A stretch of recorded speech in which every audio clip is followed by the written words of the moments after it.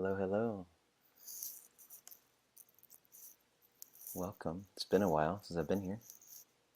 It's good to be back. Yeah, my name is Adam Stonebraker. I'm a core teacher with Sacred Mountain Sangha. And I'm coming to you from Nevada City, California. Yeah. So as people come in, let's just settle in for a moment.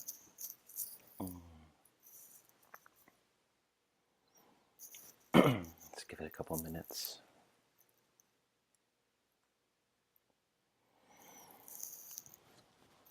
Just taking some nice long breaths. Maybe shaking the body a little bit just to feel into this, the presence of this moment, the immediacy of the bodily sensations and the breathing always bring us back.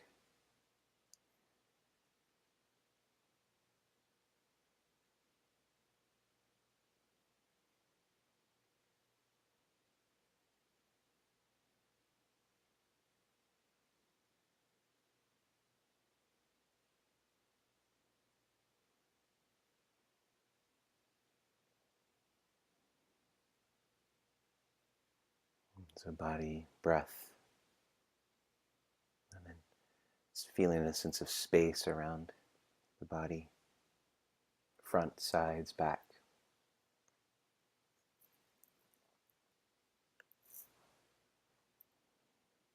Up and down, all around, all directions.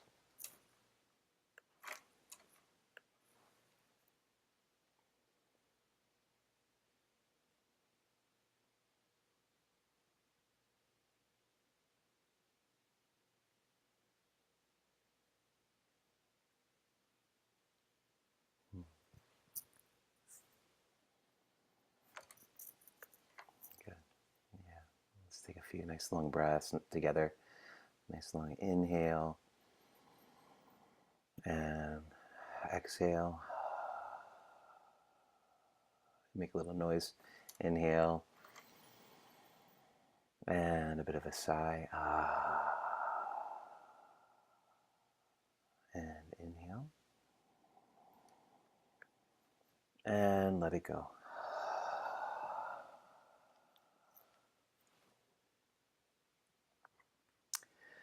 All right. Okay. Well, welcome again. This might be your second time me welcoming you, but I really appreciate you being here. It's good to be back. It's been several months since I've led this Sunday morning, but this is feels like home, Sacred Mountain Sangha. So it's really lovely to be here. My name's Adam Stonebraker, and core teacher with Sacred Mountain Sangha, and I'm coming to you from Nevada City, California, which is in the Sierra Nevada mountains. Yeah. So the way this morning goes, if you're not familiar, we'll begin with some chanting. I'll share my screen just to make it easy. And then we'll go into some sitting. It's kind of broken up into thirds. So chanting, sitting, and then some Dharma reflection. And then, if you'd like to, you can stay after at 10, and we'll have some time for sharing questions or just some insights or any sharing that you'd like to provide. So, sound okay? All right. People are still coming in, so I'll continue to monitor that.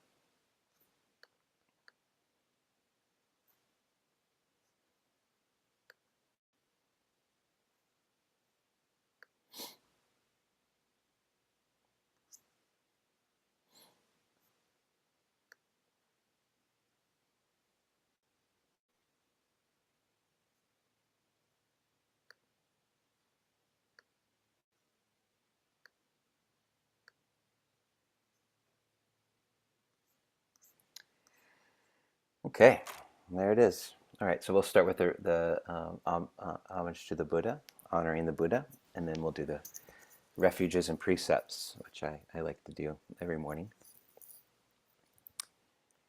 And then we'll do Itapiso, the recollection of the Triple Jewel.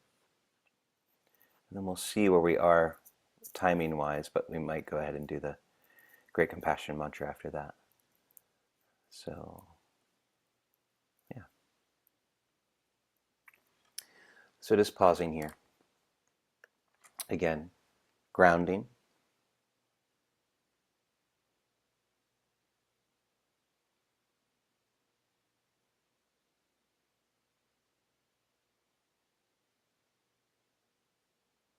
This balance of ground and space, very important in our practice. In honoring the Buddha, we honor that not just the teacher, but the essential nature that we're all a part of. This inherent wakefulness.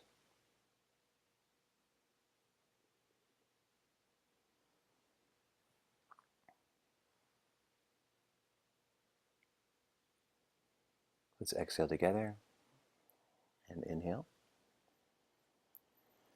Namo tassa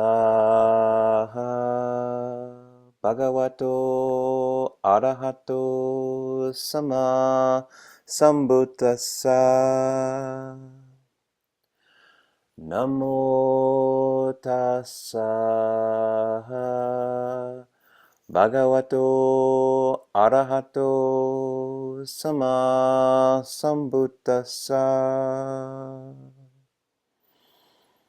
Namo tassa bhagavato arahato sama sambuddhassa. Buddhaṃ saranang gacchāmi, Dhammaṃ saranang gacchāmi, Sanghaṃ saranam gacchāmi, Dutiyampi Buddhaṃ saranam gacchāmi, Dutiyampi Dhammaṃ saranam gacchāmi, Dutiyampi Sanghaṃ saranam gacchāmi,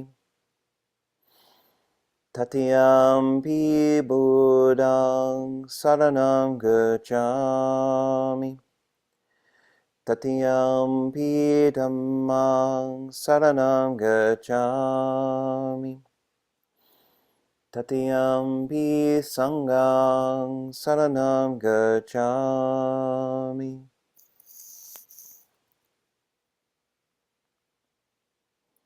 We'll chant them in Pali, the precepts, and then just say them in English.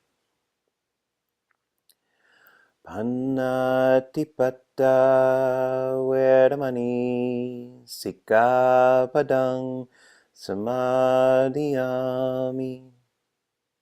I undertake the training to refrain from intentionally taking life. Adinadana vedamani sikkhapadang samadhiyami. I undertake the training to refrain from taking that which is not given. Kammesu miccācara vedamani sikkhapadang samadhiyami. I undertake the training to refrain from misuse of sexuality and the senses. Musawada vedamani sikkhapadang samadhiyami. I undertake the training to refrain from speech that is false, divisive, harsh, and meaningless. Sura Mirayama Japamadatana Vedamani Sikapadang Samadhiyami. I undertake the training to refrain from intoxication, which leads to carelessness. Om Shanti, Om Shanti, Om Shanti. Om, peace, peace, peace. True wisdom leads to peace.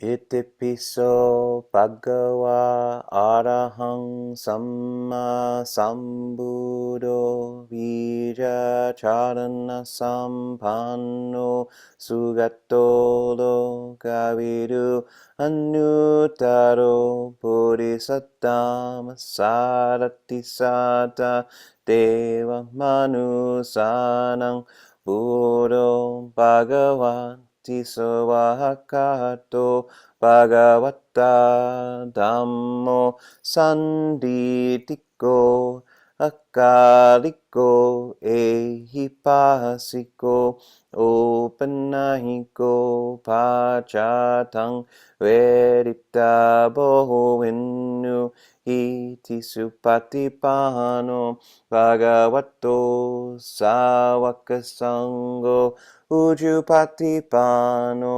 Bhagavato Sawakasango Naya Patipano Bhagavato Sawakasango Sami Chipatipano Bhagavato Sawakasango Yadidam Chattari Purisayogania Tapuri sapugala esa bhagavato sawakasango ahunayo pahunayo takinayo anjali karaniyo anutarang punyaketang loka Sati.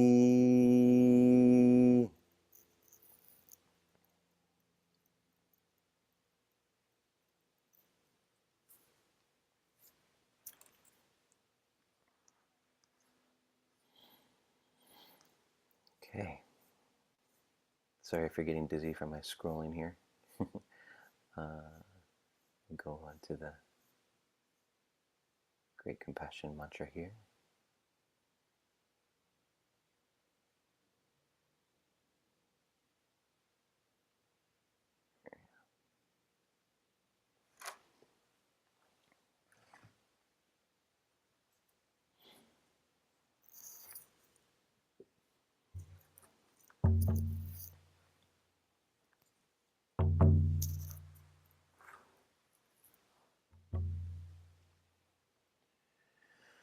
Namo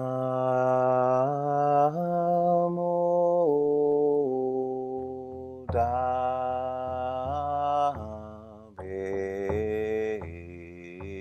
Quan Chu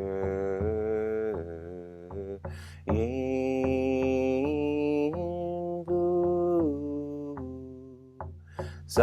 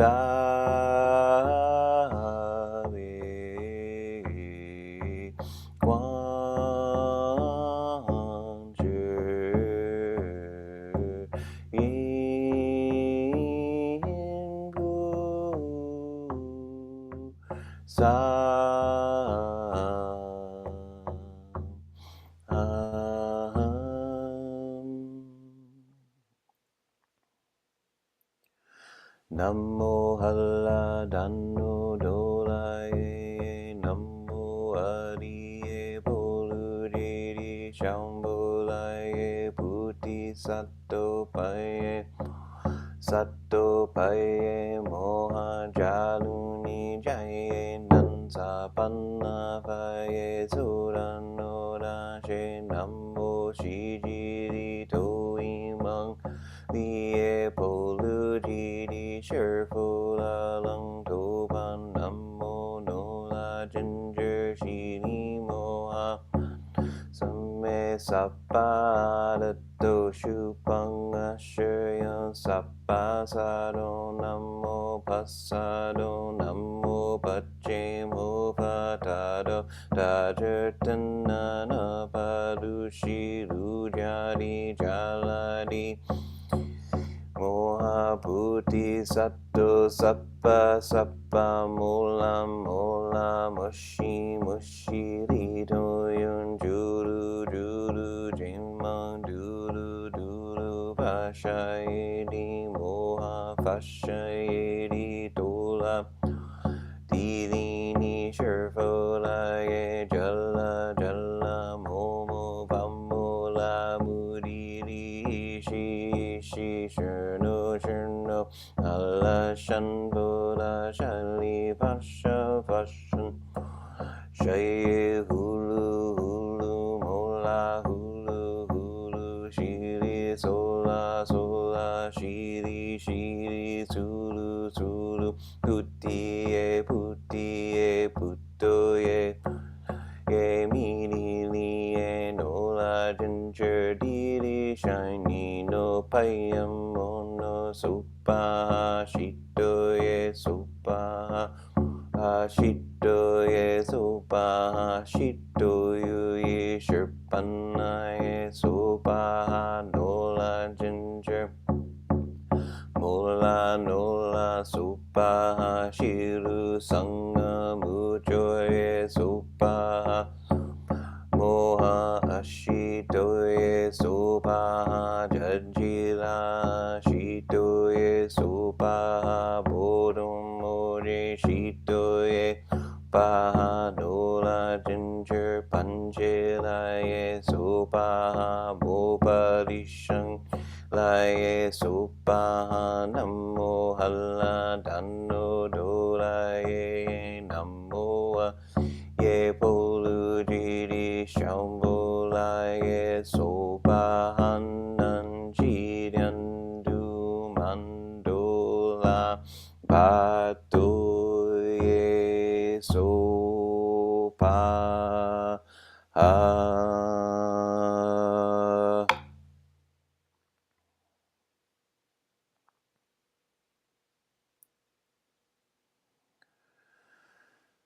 Namo Quan Yin Usao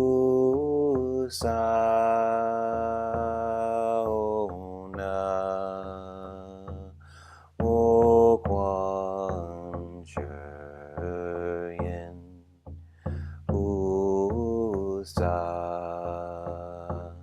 Eina Mo Quan Yin Usa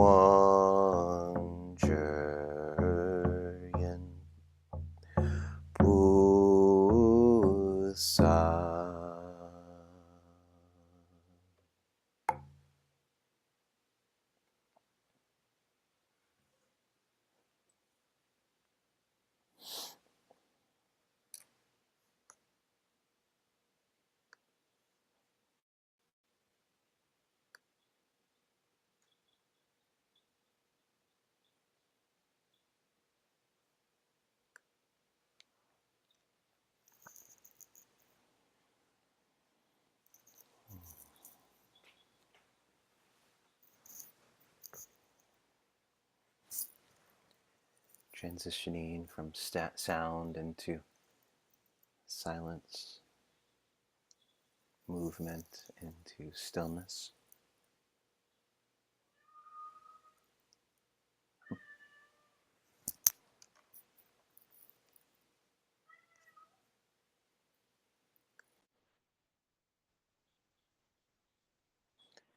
Noticing the inner vibration from the chanting.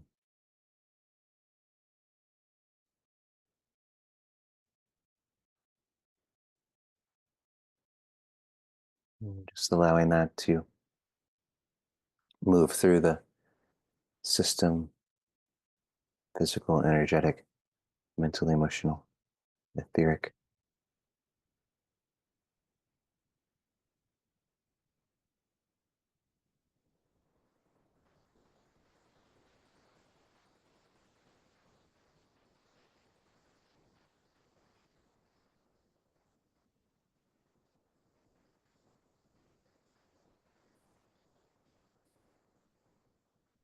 And once again, arriving in this new or different orientation.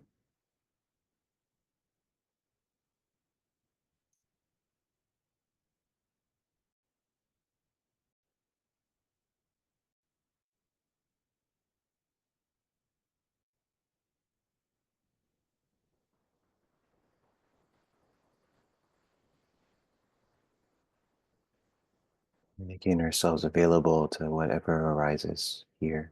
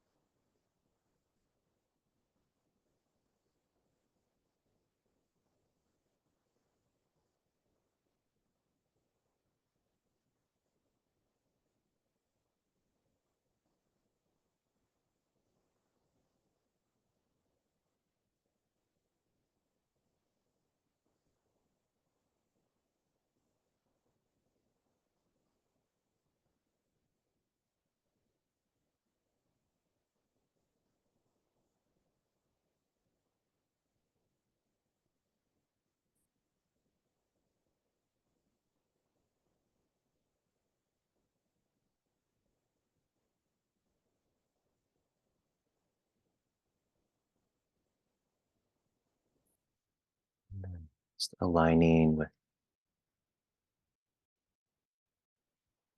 something, some aspect of the Dharma,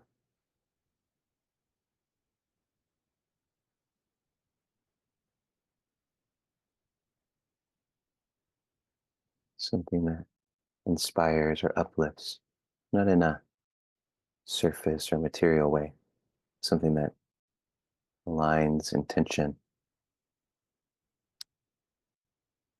wisdom,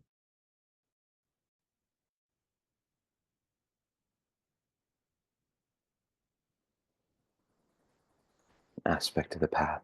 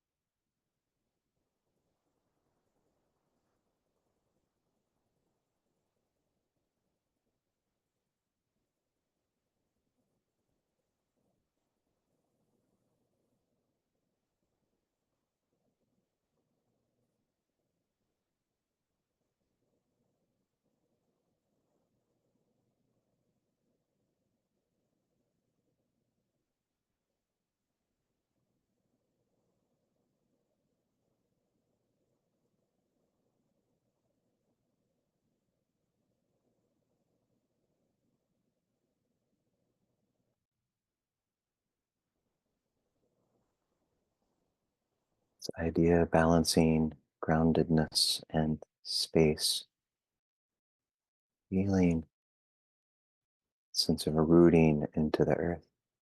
So important in these times that we stay rooted, stay grounded. The heart stays rooted to the earth.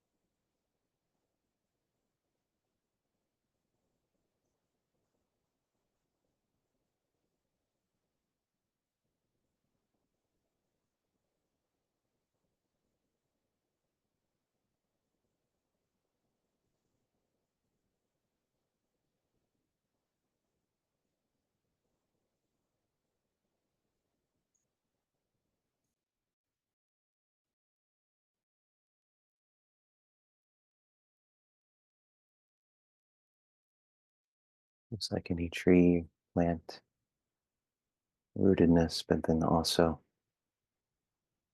this ability to sway, to not be rigid, to be open to the environment, all directions, receiving sunlight and nourishment,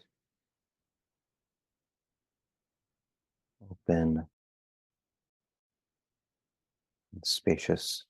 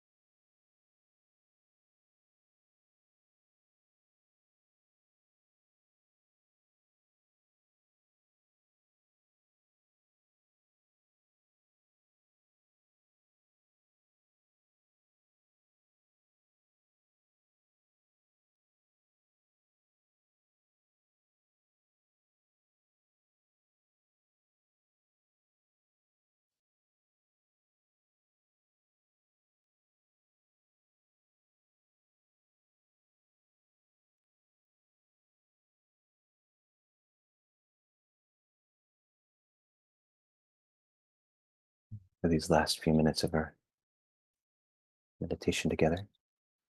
Just sending yourself kindness, bringing attention to the heart and allowing kindness to saturate this body.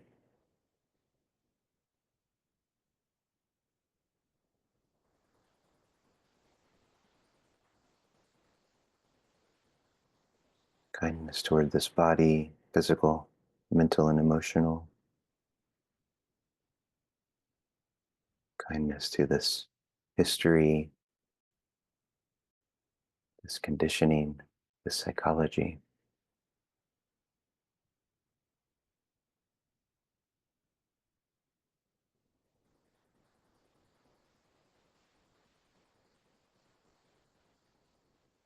Kindness towards our reactivity,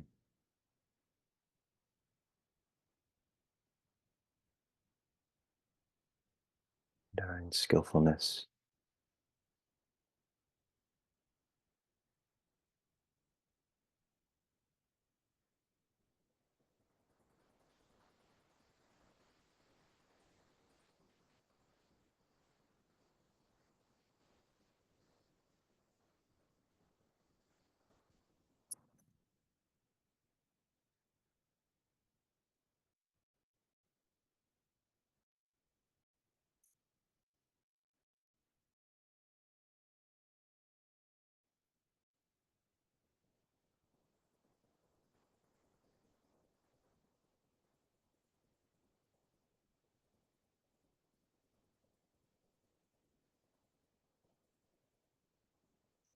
Accepting and loving those parts of ourselves that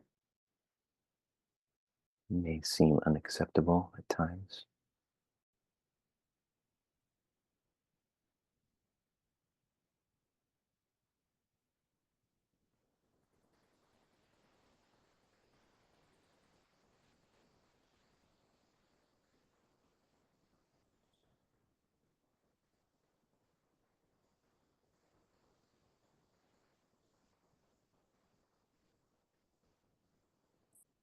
And then if you have the capacity, just radiating out in all directions, this kindness.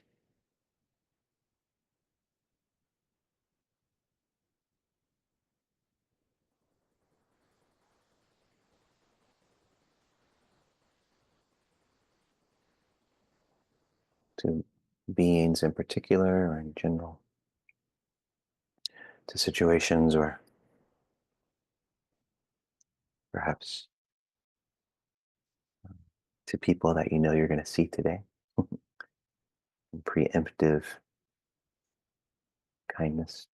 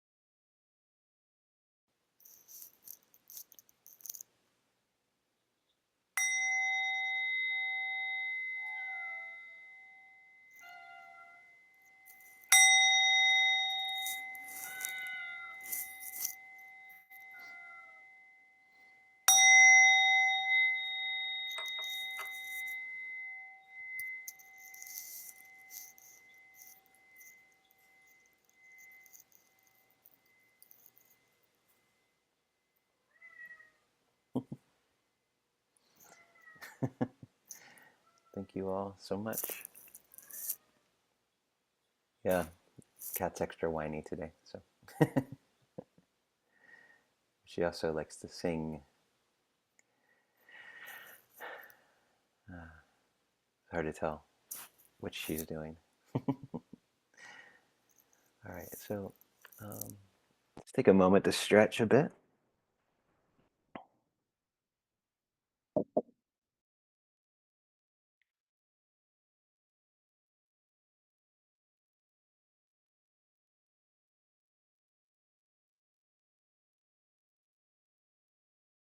Oh, that's funny.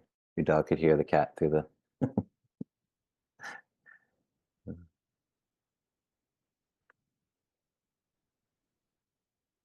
through the Zoom. All right.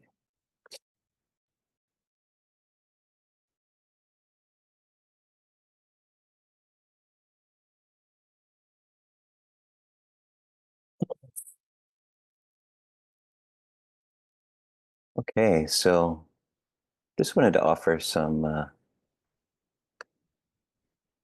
just some Dharma words on probably a sutta we all know. It's called the Rohitassa Sutta, and it tells the story of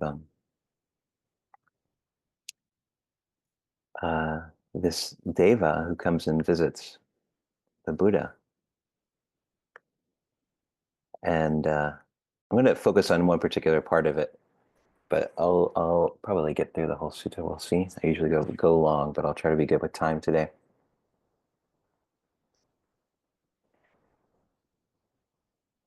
One of the first points I like to make with this is that all beings are in some way seeking liberation.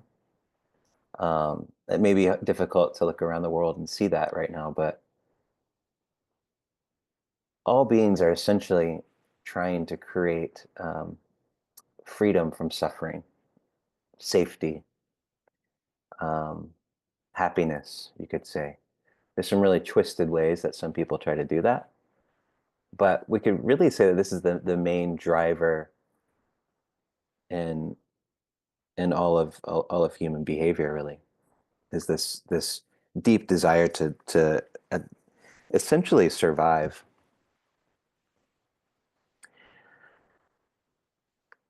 And there's all these stories within our psychology and our conditioning that kind of take that to extreme levels. And so the Buddha, there's this Rohitassa comes to the Buddha, who in a past life was a powerful yogi, or possibly a deva. There's different translations of this. And Rohitassa sought the end of the world, not the ending of the world, but the end of the world, the limits of the world. And he was deeply committed to this goal and walked for countless aeons and in search of an end of suffering, uh, imagining that if he could just simply reach the horizon, he would find liberation. But despite all of this tremendous effort and this enduring persistence, Rohitasa never arrived at this place and died trying, basically.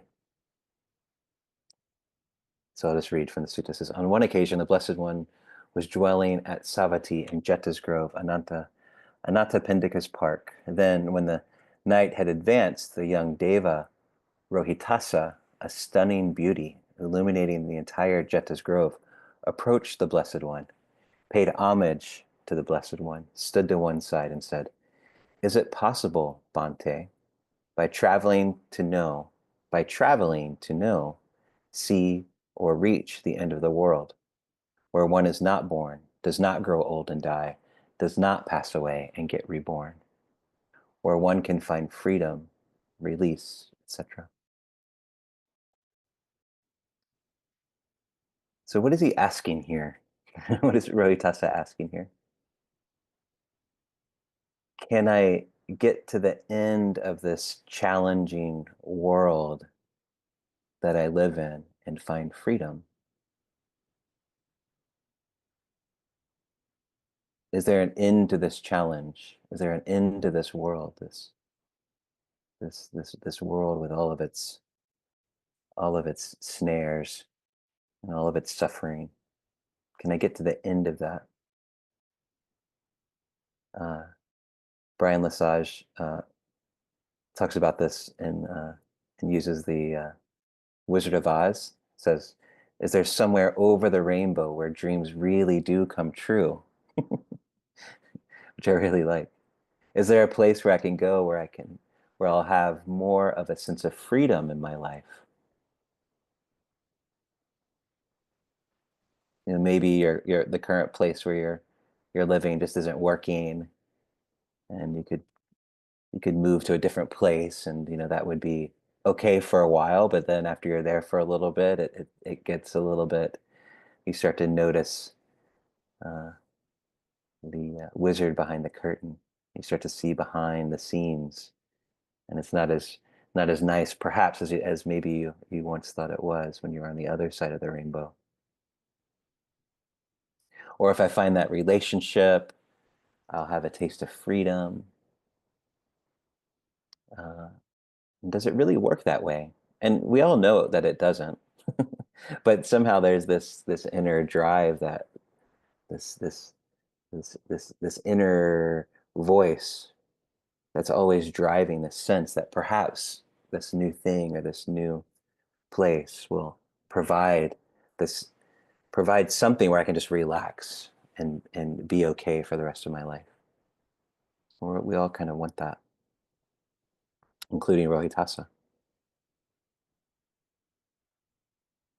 Or if I get out of this particular relationship, is that where I'll find new freedom with no challenges at all? Or a diet or an exercise plan. I just need to get over the hump, and then freedom, it's downhill from there. Freedom. When I get healthier, when I do this particular thing, then everything will be all right. I'll have reached the end of the world.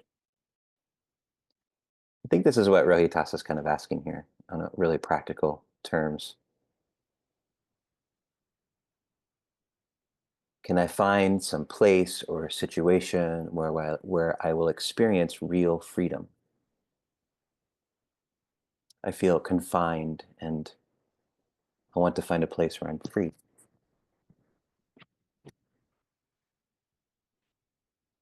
And the Buddha basically just says no. That's not exactly what the Buddha says, uh, but he sort of says that you'll never find freedom that way by pursuing it like that.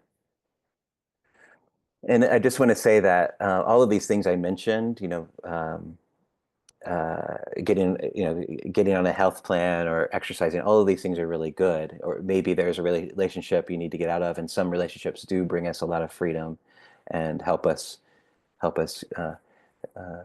continue our growth and things like this. So I'm not knocking any of those things, but if we think that they are the answer, any of those things, the answer to the freedom that we're actually looking for, then we're going to be uh, very disappointed, and we'll suffer. So I feel this, both of these sides, that the Buddha and Rohitassa in the situation of of that urge to find that freedom, but then also but then also knowing this wisdom from the Buddha, and within myself of like, I know this will never lead to the end, but I keep trying. There's something that keeps trying to do that. And so the Buddha says, I say, friend, that by traveling one cannot know, see, or reach that end of the world, where one is not born, does not grow old and die, does not pass away and get reborn. So the Buddha is pointing to something more stable, a different, a deeper flavor of freedom that we can begin to taste if we start to look in a different way, or to see things through new eyes or different eyes, relate to our lives in a different way. And so Rohitassa goes on and is astounded by this. It's so grateful because in that previous life, he spent his whole life attempting to find that end, trying to find that freedom. In the past, Bhante, I was a seer named Rohitassa, son of Bola, one possessing psychic potency, able to travel through the sky. My speed was like that of a light arrow, easily shot by a firm-bowed archer, one trained, skillful, and experienced, across the shadow of a palmyra tree. My stride was such that I could reach from the eastern ocean to the western ocean. Then, while I possessed such speed and stride, the wish arose in me, I will reach the end of the world by traveling. Having a lifespan of 100 years, living for 100 years, I traveled for 100 years without passing without pausing, except to eat, drink, chew, and taste, to defecate and urinate, and to dispel fatigue with sleep. Yet I died along the way without having reached the end of the world. So I can spend my whole life looking outward. I can spend my whole life looking for something outside of myself, trying to make my life perfect, building up this sort of gilded, comforting environment around me. And it never works out. It never works out.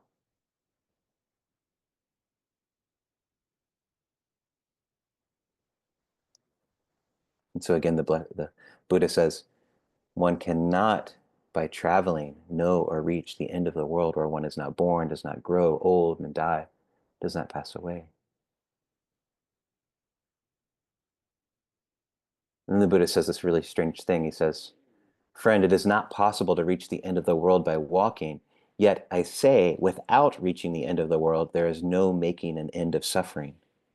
So it says you can't reach it, but without reaching it, you'll not find the end of suffering. It's sort of paradoxical. And so what is the Buddha actually talking about? Or what are both of them talking about, this end of the world? And I think it's to, the term world needs to be clarified a little bit here. So the Buddha is pointing to an inward journey, a world that is within this body or within this subjective experience. My world or my worlds have, some of us have several worlds, most of us, probably all of us do. My worlds of subjective experience, the world that confines me, the world that shackles me, the world that brings suffering. This is the world that the Buddha is speaking of, is pointing out, and interested in bringing it into. And so a question arises: have me, noticed the worlds that our mind creates to give a sense of confinement? Have you noticed how the mind creates worlds again and again and again and again that bind, that take away our freedom? It might be creating a world. One of mine was, I'm unlikable, and how everywhere you look, the world is reflecting that back at you. So I live in this false world. I feel like I'm unlikable, and I see it in everyone's eyes that I'm not going to belong or be accepted. No one's going to like me, or I'm not good enough. We've all met somebody who's like very talented at something and they think they're not very good at all. And so all they see around them is that they're not very good. And you wonder, like, why do they think that? How do they think that about themselves? They're so talented, or they're so good at this, or they're so this, or they're so that. Because they've created this world where all they see is this magnification of anything that gives a slight indicator that those inner impulses are correct. Or they even hear compliments as criticism. I'm deficient in this, or I'm deficient in that, or I'm the best. I'm the absolute best at this. That can confine you too, because that keeps you from growing. I'm the best at this. I'm the best in the world at this. And then you look at the whole entire world through these deluded eyes. And so have you noticed these worlds and their confinement? This is something interesting to keep mindful of throughout our day. All the worlds that we live in that are confining us. This is the world of me. And it's something to reflect upon. And it wouldn't be so bad if we did that just with ourselves, but we do it to everybody else. How many we confine people to particular worlds in our mind as well. which makes sense in a lot of ways, especially if we've been hurt. So we we have this person is in this world and they're going to hurt me. But we do it in other ways as well, just to kind of keep some sense of control over. One of the words used to describe the Buddha in the suttas is this Pali term, loka vidu, which means knower of worlds. And I really love that. So loka is world, vidu is knower. And so this is the practice to get to know these worlds that which confine us, get to know these patterns of confinement that are within us and around us and within institutions and all of these places, to get to know these places, know these boundaries so that we can begin to break them down.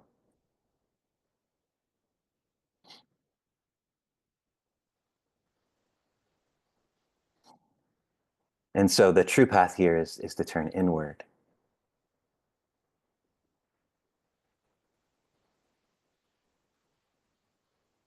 That it's in this, the Buddha continues to say, it is within this fathom long body. A fathom is about 6 feet, I think. It is in this fathom long body endowed with perception and mind that I can proclaim the world, the origin of the world, the cessation of the world, and the way leading to the cessation of the world. It's all here. Ehipassiko, it's here, in here.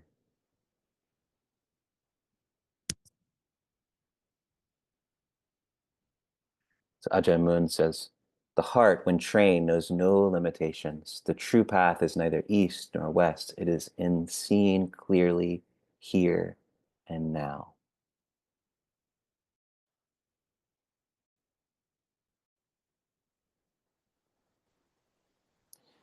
And so the treasure we seek is already here.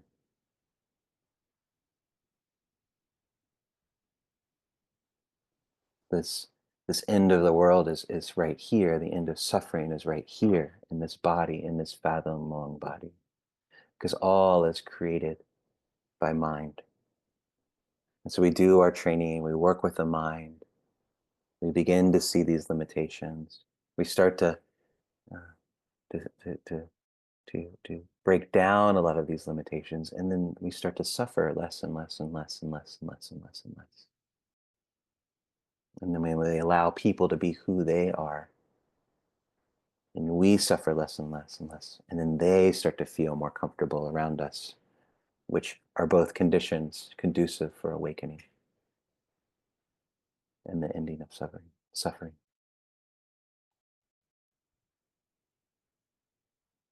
And so it's an interesting question. Where are we still seeking fulfillment in places where it cannot be found? Where are we still chasing after something that seems just out of reach, believing that happiness lies somewhere over there?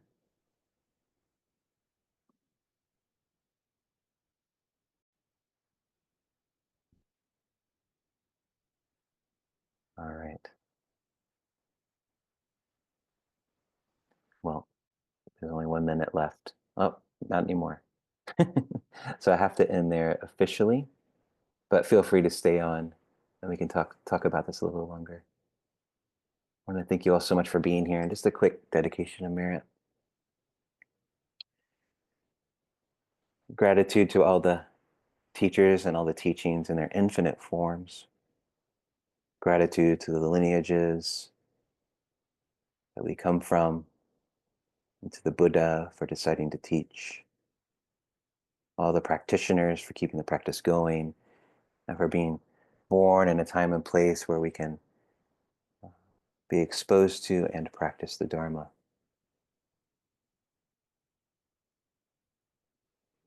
Any merit gained by our practice today, may it be shared with all beings, and may all beings be free from suffering and the conditions of suffering.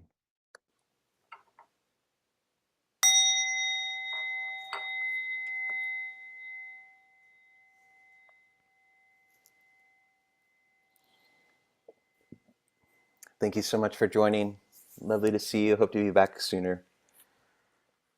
The gap was too long. And I'll stop the recording now.